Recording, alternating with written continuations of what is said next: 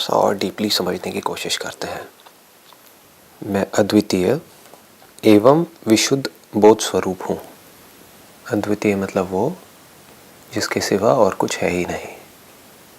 अलग अलग जो भी चीज़ें दिख रही हैं, चाहे वो लिविंग हो चाहे नॉन लिविंग हो, उन सब का जो सोर्स है, जो मटेरियल कॉज है, जो सब्सटेंस है जिसका वो बना है, वो मैं हूँ। अद्वितीय का मतलब यह है। जहाँ कोई फॉर्म दिख रही है वहाँ भी मैं हूँ, जहाँ नहीं दिख रही है वहाँ भी मैं हूँ। तभी अद्वितीय हुआ, नहीं तो सेपरेशन आ गया ना, कि जहाँ फॉर्म है वहाँ तो मैं हूँ, जहाँ फॉर्म नहीं है वहाँ मैं नहीं हूँ। इसका मतलब मैं अद्वितीय नहीं हूँ। इसका मतलब दो हो गए ना, एक स्पेस हो गई और एक फॉर्म हो गई, एक लिविंग हो गया एक नॉन लिविंग हो गया। अद्वितीय का मतलब कहीं कोई सेपरेशन है ही नहीं from the perspective of the material with which everything is made of, all the 5 elements and everything that exists in these 5 elements.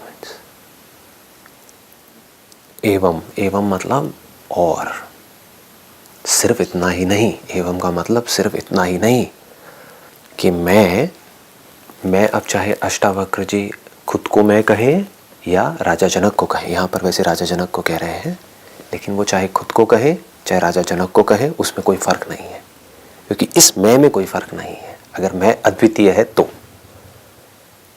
अगर वो उस मैं की बात कर रहे हैं जिस लेवल पे वो दोनों अलग अलग हैं, जैसे अष्टावक्र जी दिखने में बिल्कुल अलग है, राजा जनक बिल्कुल अलग है, काम अलग अलग करते हैं, तो वो उस मैं की बात नहीं कर रहे हैं। वो उस मैं की बात कर रहे हैं जिस मटेरियल की वो दोनों बॉडीज़ बनी है, तो उनका मैं वहाँ पर है। तो पहले हमको अपने मैं को ठीक जगह पर रखना है, फिर हम समझ सकते हैं इस बात की गहराई को। इन वर्ड्स में बहुत ज़्यादा पावर है। अगर आप इसकी डेप्थ को फील कर पाओ, इसको समझ पाओ।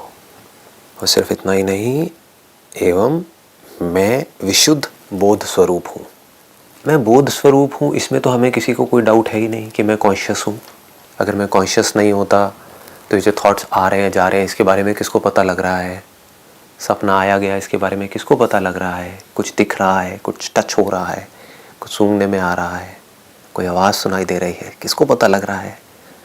जिसको पता लगता है वो बोध स्वरूप है, जिसके होने से पता लगता है। अगेन यहाँ पर कोई पर्सन नहीं है, एक सब्सटेंस है जिसको वो फील होता है। वो जो सब्सटेंस है, अगर इस और को हम दोनों को जोड़ें तो एक तो हमारा एक्सपीरियंस है, दूसरा हमारा एक्सपीरियंस नहीं है। एक हमारा एक्सपीरियंस क्या है कि मैं बोध स्वरूप हूँ, विशुद्ध बोध स्वरूप हूँ, ये तो हमारा सबका एक्सपीरियंस है। सोचते कुछ और हैं लेकिन एक्चुअल में हम सब कॉन्शियस हैं। और कुछ भी होता रहता है, आता रहता है, जाता रहता है, बुरे से बुरा वक्त आता है चला जाता है, लेकिन मैं वहीं का वहीं रहता हूँ। पेन आता है चला जाता है, प्लेजर आता है चला जाता है। तो इसमें कोई डाउट नहीं आना चाहिए। अगर कोई भी आदमी थोड़ा सा रुक करके आराम से देखेगा तो उसको समझ आ जाएगा। लेकिन जो दूसरी बात यहाँ पर करी जा रही है, एवं अद्वितीय, ये हमारा एक्सपीरियंस नहीं है।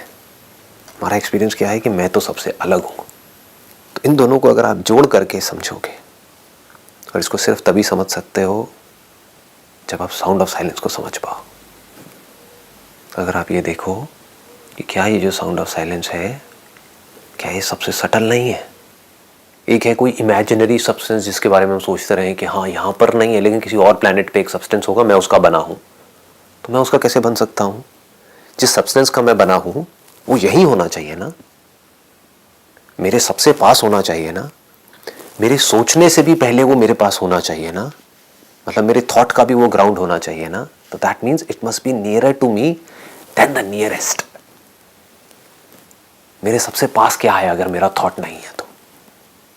आप आंख बंद करो और कुछ भी सोच सकते हो। It is so near to you. एक वर्ड कितना पास है आपके, ओम।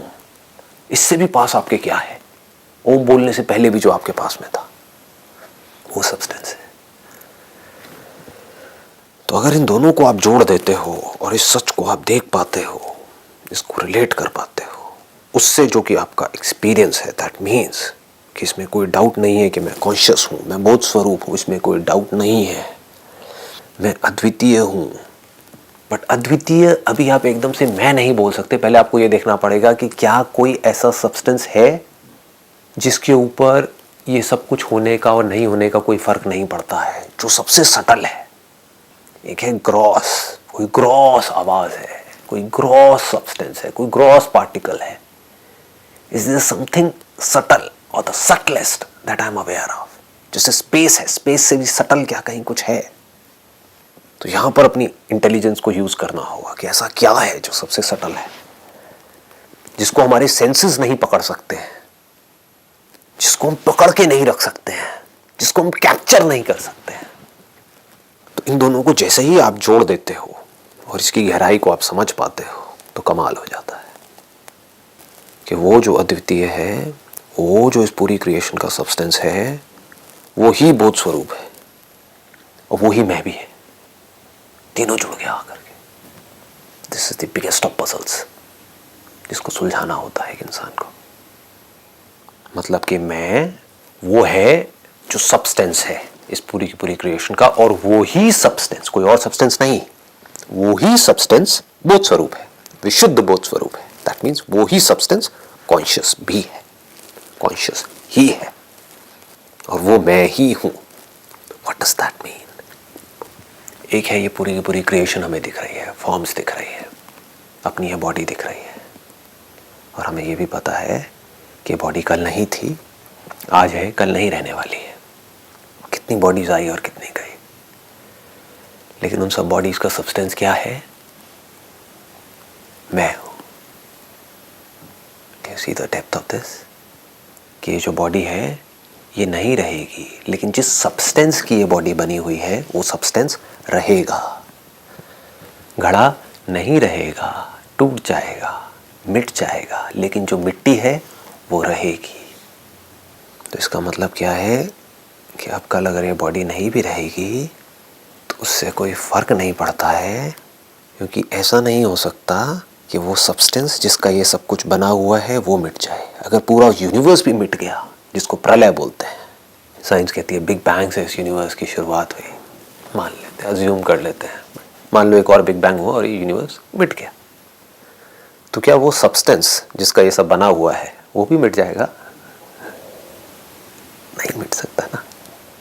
बड़े से बड़ा बवंडर आ जाए, सुनामी आ जाए समुद्र में, सब कुछ तहस नहस हो जाए, क्या पानी मर जाएगा? पानी नहीं मरता. तो सब्सटेंस कौन है? मुझसे अलग नहीं है, वो ही मैं हूं. समझ अपने आप को कुछ और रहा. एक्चुअल में सिर्फ वो सब्सटेंस ही है और कहीं कुछ नहीं है. और सिर्फ इतना ही नहीं, वो ही सब्सटेंस कॉन्शियस भी है, कॉन्शियसनेस ही है. ये यूनिवर्स भी हो सकता है कल नहीं रहेगा, लेकिन वो सब्सटेंस रहेगा, मैं रहूंगा, कॉन्शियसनेस रहेगी. फिर क्या होगा? उसी सब्सटेंस से जब कंडीशंस चेंज होंगी, जब टाइम आएगा, because this all is in time but I am beyond time. The substance, the cause of everything is always beyond time and space. सब बनेगा और सब मिटेगा. आज ये जो प्लैनेट है कल नहीं होगा. जब नहीं होगा तो इस पर जो लाइफ है वो कहां होगी? लेकिन जिस सब्सटेंस का ये प्लैनेट बना है, क्या वो सब्सटेंस भी नहीं होगा? सब्सटेंस तो होगा ना. वो कैसे मिटेगा? सटल हो जाएगा और सटल हो जाएगा और सटल हो जाएगा. मिटेगा कैसे? पानी को उबाल दोगे तो पानी मिट जाएगा क्या? सटल हो जाएगा, चेंज हो जाएगा. तो सब कुछ बदलता रहेगा. This is the nature of the universe. तो ना मेरी कॉन्शियसनेस मिटी, ना जिस मटेरियल का मैं बना हूं वो मिटा, कुछ भी नहीं मिटा. क्या मिटा? फॉर्म भी मिटी नहीं है, फॉर्म चेंज हो गई है. सोने के गहने को आपने गर्म किया तो क्या सोना मर गया है? नहीं, सोने की फॉर्म चेंज हो गई है. तो वो जो फॉर्म्स हैं वो सब डिसॉल्व हो जाएंगी किस में? फॉर्मलेस में. फिर वापस से because of some conditions when the time is right वापस से फॉर्म्स बननी शुरू होंगी. धीरे धीरे धीरे धीरे धीरे धीरे धीरे धीरे प्लैनेट्स बनेंगे, धीरे धीरे सब कुछ होगा. पूरी की पूरी एक साइकिल है. And again when the conditions are right, तो कुछ ऐसी फॉर्म्स बनेंगी जो रिफ्लेक्ट कर सकती होंगी. ऐसा सब्सटेंस बनेगा जो मिरर के जैसा होगा, जिसमें वो कॉन्शियसनेस जो हर जगह है, वो जो फॉर्मलेस है, वो उस मिरर में और फॉर्म्स को देख पाएगी। तो अब अगर ये बॉडी ना भी रहे तो उससे कोई फ़र्क नहीं पड़ता है। क्यों? क्योंकि जहाँ भी जितनी भी बॉडीज़ हैं, जहाँ भी जितनी भी फॉर्म्स हैं, ये बॉडी नहीं रहेगी, लेकिन उसके बाद भी और फॉर्म्स रहेंगी। कुछ साल बाद जब ये फॉर्म नहीं होगी तो क्या होगा? कुछ और फॉर्म्स होंगी। वो खुश हो रही होंगी, उनको अपने होने का एहसास हो रहा होगा। एक है मेरा होना, उसको मिटाने का कोई तरीका नहीं है। एक है होने का एहसास जो इस फॉर्म से जुड़ा है। लेकिन गलती हम क्या कर रहे हैं? हमने अपने होने को भी इस फॉर्म से जोड़ दिया है। होने के एहसास को जोड़ते हैं, वहाँ तक कोई दिक्कत नहीं है, लेकिन जैसे ही हमारा होना शिफ्ट होता है इस फॉर्म से फॉर्मलेस की तरफ, तो हमारे होने का एहसास भी शिफ्ट हो जाता है। Can you see the depth of this? वो एहसास फिर सिर्फ इस फॉर्म तक नहीं रहता है, वो सारी फॉर्म से जुड़ जाता है। क्योंकि सारी फॉर्म्स किस में है? फॉर्मलेस में है। होने का एहसास किसको होता है? फॉर्मलेस को होता है। जो फॉर्मलेस सब्सटेंस है उसको होता है। तो जैसे ही मेरा मैं ठीक जगह पर गया, मेरा मैं वहाँ पर गया जहाँ पर मैं एक्चुअल में हूँ, तो अब ये सारी की सारी फॉर्म्स मेरी हो गई। ये कहना गलत नहीं होगा। ये सारी फॉर्म्स अगर फॉर्मलेस की नहीं है तो किसकी है? मैं कहाँ तक एक्सपैंड कर गया? इन्फिनिटी तक। मैं हूँ, वो मैं हूँ अब किस पे टिका हुआ है? उस सब्सटेंस पे जिसका ये सब कुछ बना हुआ है। वो मैं हूँ किस पे टिका हुआ है? कॉन्शियसनेस पे टिका हुआ है। क्योंकि एक्चुअल में मेरी आइडेंटिटी क्या है अगर कॉन्शियसनेस नहीं है? तो मैं आपसे पूछूंगा आप क्या हो? आप बाद में बोलोगे मैं ये हूँ, मैं वो हूँ। बीच के उसको सबको हटा दो, सबसे पहले आप बोलोगे मैं हूँ। जो भी इन दोनों के बीच में लगा रहे हो ना, मैं और हूँ के, वो सब झूठ है। मैं लड़का हूँ, मैं लड़की हूँ, मैं अच्छा हूँ, मैं बुरा हूँ, मैं अमीर हूँ, मैं गरीब हूँ। बीच के सबको हटा दो, फिर मैं हूँ को देखो। तो अगर आपकी आइडेंटिटी सही जगह पर आ गई तो ये सब कुछ मुझ में ही तो है। सारी फॉर्म्स मैं ही तो हूँ। सब फॉर्म्स के थ्रू जो अपने होने का एहसास हो रहा है मुझे ही तो हो रहा है। कि इस फॉर्म के मिट जाने से या इस फॉर्म के रहने से मुझे क्या फर्क पड़ने वाला है? सबको जो अपने होने का एहसास हो रहा है वो मुझे ही हो रहा है। इस फॉर्म के जाने के बाद में कहीं पर पहाड़ों पर कुछ बच्चे नाच रहे होंगे, बारिश में झूम रहे होंगे, तो कोई सुध-बुध नहीं होगी, मस्त होंगे। उन्हें क्या लग रहा होगा कि मैं खुश हो रहा हूँ। बच्चों को वही लगेगा ना जो इस बच्चे को लगा, जो आपको लगा, जो मुझे लगा। उन्हें क्या लग रहा होगा? मैं खुश हो रहा हूँ। पर उससे कोई फर्क नहीं पड़ता, कुछ भी लगता रहे। एक्चुअल में बारिश के होने का एहसास किसको हो रहा है? जो बारिश की बूंदें स्किन को टच कर रही है, उसको टच होते ही एक फीलिंग होती है, एक सेंसेशन होती है, अपने होने का एहसास होता है। वो किसको हो रहा है? मुझे ही तो हो रहा है। तो मैं नहीं मरूंगा, मैं मर सकता नहीं हूं। ना मेरे होने का एहसास मरेगा, ना ये यूनिवर्स मरेगा। तो क्या मरेगा? कुछ भी नहीं। एक है मेरा होना जो है मेरा स्वरूप। मैं चाहूं भी तो नहीं हो सकता। मैं हूं। It is choiceless. इंस्ट्रूमेंट्स बनते रहेंगे, मिटते रहेंगे। जैसे जब तक बल्ब एक ठीक होता है तब तक उसमें से लाइट आ रही होती है। बल्ब फ्यूज हो जाता है तो लाइट आनी बंद हो जाती है। There is nothing mystical about it. ये सब इंस्ट्रूमेंट से जुड़ा है, कॉन्शियसनेस से नहीं जुड़ा है। लोग अननेसेसरी कंफ्यूज हो जाते हैं, दोनों को मिक्सअप कर देते हैं। लोग कहते हैं कि इस बॉडी में से कॉन्शियसनेस चली गई है। कॉन्शियसनेस नहीं गई है, वो इंस्ट्रूमेंट खराब हो गया है। इलेक्ट्रिसिटी नहीं गई है, बल्ब फ्यूज हो गया है। इमेजिन करते रहते हैं कुछ का कुछ। बड़ा सिंपल है, इसमें इमेजिन क्या करना है? कोई बॉडी दिख रही है, उसको काट दो तो उसमें से कॉन्शियसनेस मैनिफेस्ट नहीं होगी। कॉन्शियसनेस होगी लेकिन मैनिफेस्ट नहीं होगी। जैसे कैमरे को तोड़ दिया तो उस कैमरे में से नहीं दिखेगा। इतना सिंपल है। यही प्रॉब्लम है, क्योंकि ये सब कुछ इतना सिंपल है। सिंपल चीज़ को ही तो देखना कॉम्प्लिकेटेड है। कॉम्प्लिकेटेड चीज़ों में बड़ा मज़ा आता है। मुझे ये बॉडी क्यों मिली? क्योंकि मैंने पुराने जन्मों में कुछ कर्म किए, अच्छे और बुरे कर्म किए। उन कर्मों के अकॉर्डिंग मुझे ये बॉडी मिली। सब अंधविश्वास की बातें हैं। The moment you inquire you see there is nothing of this sort. This is all crap. There is no reality in it. क्यों हम चीज़ों को खुद ही कॉम्प्लिकेटेड कर रहे हैं, फिर खुद ही उसमें फंस रहे हैं जा करके। लोगों को जस्टिफिकेशन चाहिए, तो वो लोग जो सो कॉल्ड गुरु हैं उनके पास कोई जस्टिफिकेशन नहीं है, तो उन्होंने क्या किया, कर्म का कॉन्सेप्ट बना दिया। कोई आकर के पूछता है मेरे साथ में इतना बुरा क्यों हो रहा है, उसके साथ में इतना अच्छा क्यों हो रहा है, वो इतने अमीर घर में पैदा हुआ है, वो इतने गरीब घर में क्यों पैदा हुआ है, उसने इतने दुख क्यों भोगे, उसने इतने सुख क्यों भोगे। तो लोगों ने कॉन्सेप्ट्स बना दिए। पहले तो वो खुद आलसी है, दी सो कॉल्ड गुरुज। कौन समझेगा इतना डीप में जा करके, जो बुक में लिखा है बस वहीं तक देखो, उसके आगे दिमाग लगाने की ज़रूरत नहीं है। कौन दिमाग लगाएगा, सब मैकेनिकल है। बहुत डीप में जाना पड़ता है इसके लिए, बहुत एफर्ट करना पड़ता है।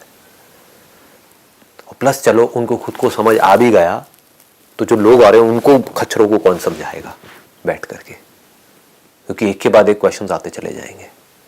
इससे अच्छा क्या है, तुमने कुछ बुरे कर्म किए होंगे इस वजह से तुम्हारे साथ में बुरा हो रहा है, उसने कुछ अच्छे कर्म किए होंगे उसके साथ में कुछ अच्छा हो रहा है। तुम अब अच्छे कर्म करो तो तुम्हारे साथ में कुछ अच्छा होगा, बुरे कर्म मत करो नहीं तो फिर बुरा होगा, फिर एक बुरा घर मिलेगा।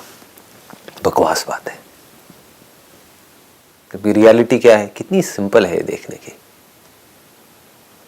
कोई बच्चा कहता है मेरे साथ में बुरा क्यों हो रहा है, आज साइंस ने इतनी तरक्की कर ली है, तो उससे पूछेंगे बुरा किस वे में, वो कहेगा फिजिकली मेरी बॉडी टेढ़ी मेढ़ी क्यों है, तो साइंस उसका टेस्ट करेगी और बताएगी आपको पोलियो है। पोलियो क्यों है, क्योंकि आपके माँ बाप ने आपको बचपन में वो खुराक नहीं दी थी जो देनी होती है। तो पोलियो किसकी वजह से, आपके माँ बाप की वजह से है, उन्होंने खुराक नहीं दी, आलसी हैं आपके माँ बाप। ये फैक्ट है, इसमें there is nothing to question about.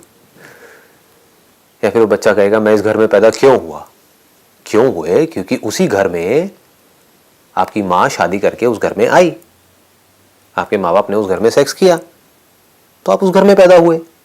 आप अपने माँ बाप की ही कॉन्टिन्यूएशन हो। देखो अपने आप को ऊपर से नीचे तक, अपनी बॉडी को देखो, अपने फीचर्स को देखो, कितना सिंपल है ये सब कुछ समझना। तो मैं गरीब क्यों हूं, सच क्या है, क्योंकि आपके माँ बाप गरीब हैं। मेरे माँ बाप गरीब क्यों हैं, क्योंकि उनके माँ बाप गरीब थे, या हो सकता है उनके माँ बाप अमीर थे, लेकिन आप गरीब इसलिए हो क्योंकि आपके माँ बाप ने कुछ गलत कर्म किए जिस वजह से वो जो आपके दादाजी ने कमाया था वो सब लुटा दिया, इसलिए आप गरीब हो। मुझे अमीर बनना है, आप अच्छे कर्म करो, अमीर बन जाओ। उस लड़की के साथ में इतना बुरा क्यों हो रहा है, जो सोसाइटी में रेप हो रहे हैं क्यों हो रहे हैं, क्योंकि वो जिन्होंने रेप किया उनकी जो अपब्रिंगिंग है वो ठीक नहीं है। हमारा जो एजुकेशन सिस्टम है वहां पर कमी है, उसको ठीक करना पड़ेगा। उनके अंदर मॉरल वैल्यूज को डालना पड़ेगा अच्छे तरीके से अंदर तक। अगर वो डाला जाता तो सिर्फ पढ़ाई पढ़ाई पढ़ाई पढ़ाई पढ़ाई पढ़ाई थ्योरी पे जोर नहीं दिया जाता, मॉरल वैल्यूज पे भी जोर दिया जाता, तो ये काम कभी नहीं होता। और ये काम सिर्फ स्कूल में नहीं होगा, घर में भी होगा। मतलब कौन रिस्पॉन्सिबल है उसके लिए, पूरी की पूरी सोसाइटी। पुलिस अगर अपना काम बहुत अच्छे से करे, जो पनिशमेंट है वो बहुत स्ट्रिंजेंट हो, कोर्ट अपना काम ढंग से करे, तो रेप होना बहुत कम हो जाएंगे। लेकिन इन सब में क्या है कि it is so simple and it is so straight forward कि लोगों को मजा नहीं आएगा ये सब बातें सुनने में। There is nothing mystical about it. तो गुरु को बोलेंगे इसमें फिर तुम्हारा क्या रोल है, फिर हम तुम्हारे पास क्यों आ रहे हैं, तुम्हारे को आकर के इतनी दक्षिणा क्यों दे रहे हैं, क्यों तुम्हारे पैरों में पड़े रहते हैं, कुछ ऐसा बताओ जो हमें नहीं पता। ये सब तो हमें पता है, ये तो सब हमें दिख रहा है, तो कुछ ऐसा बताओ। तो अब गुरु कहानियां सुनाएगा, मुझे देखने दो तुमने क्या किया था, अरे तुमने ये किया था, इस वजह से ऐसा हो रहा है। उस गुरु को खींच करके थप्पड़ मारना चाहिए कान के नीचे, बोलना चाहिए आपने कुछ गलत किया था, इस वजह से आपके साथ ऐसा हो रहा है, मैं नहीं कर रहा हूं, आपने कर्म किए हैं ना, मैं कहां कर रहा हूं। आप बताना जरा आपने ऐसा क्या किया था कि आपको ये पनिशमेंट मिली और मैं जलती हुई सलाखें लेकर के आ रहा हूं, आपकी आंख के अंदर डाल रहा हूं। ऐसा क्या किया था आपने, इतने आपको बुरे फल भोगने पड़ रहे हैं, क्यों आप अपने आप को बचा रहे हो, ये तो आपके कर्मों की वजह से हो रहा है। क्यों मुझे पनिश कर रहे हो, तो आपके कर्मों की वजह से हो रहा है। तो फंस जाएंगे।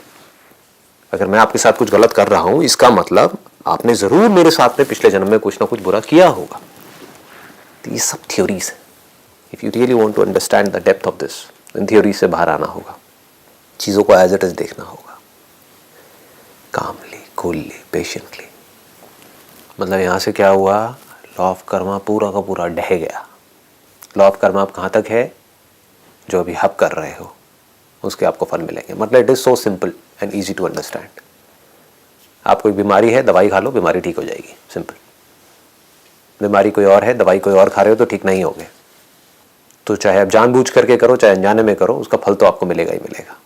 आप ये नहीं कह सकते मैंने अनजाने में गलत दवाई खा ली, फल तो फिर भी मिलेगा। और अगर इसको ब्रॉडर विजन को, इसकी जो अष्टावक्र गीता की ब्रॉडर विजन है या जो रियलिटी है उसकी ब्रॉडर विजन है, अगर उसको आप समझ पाओ, वो क्या है, जो भी मैं कर्म करने वाला हूँ उसका असर इस पूरी दुनिया पे होने वाला है। मैं जो भी कुछ करने वाला हूँ उसका डायरेक्टली या इनडायरेक्टली असर सबके ऊपर होने वाला है। ये सिंपल लॉ ऑफ कर्मा है। और जो दूसरे करने वाले हैं उसका असर मेरे पे होने वाला है, चाहे मैं चाहूँ या ना चाहूँ। This is so simple and easy to understand. लेकिन यहाँ तक कोई सोच नहीं सकता, कोई देख नहीं सकता। क्यों? क्योंकि सोच अपनी बॉडी में ही अटकी पड़ी है, सबको सिर्फ अपनी पड़ी है। मेरे साथ में सही होना चाहिए, किसी और के साथ में कुछ गलत भी हो जाए कोई फर्क नहीं पड़ता। स्ट्रक्चर ही ऐसा है। मुझे टॉप करना है, बाकी बच्चे फेल होते हैं, हो जाएं। मुझे प्रमोशन चाहिए इस कंपनी में, बाकी लोग मरते हैं, मर जाएं। स्ट्रक्चर ही ऐसा है, कॉम्पिटिटिव स्ट्रक्चर। तो अगर जेन्युइनली आप कभी फ्यूचर में कुछ भला करने का सोच रहे हो इस दुनिया का, तो पहले अपनी विजन को बड़ा करो, तब आप भला करने का सोच सकते हो। नहीं तो जो आपका भला भी करना होगा उसके अंदर भी आपका कोई ना कोई हिडन मोटिव होगा, कोई एजेंडा होगा, एक सेंटर होगा जहाँ से आप एक्ट कर रहे होंगे। वो सेंटर क्या है कि मैं वही कर रहा हूँ जो मेरी इस बॉडी के लिए ठीक है। क्या भला करोगे, बाकी का बाद में देखें।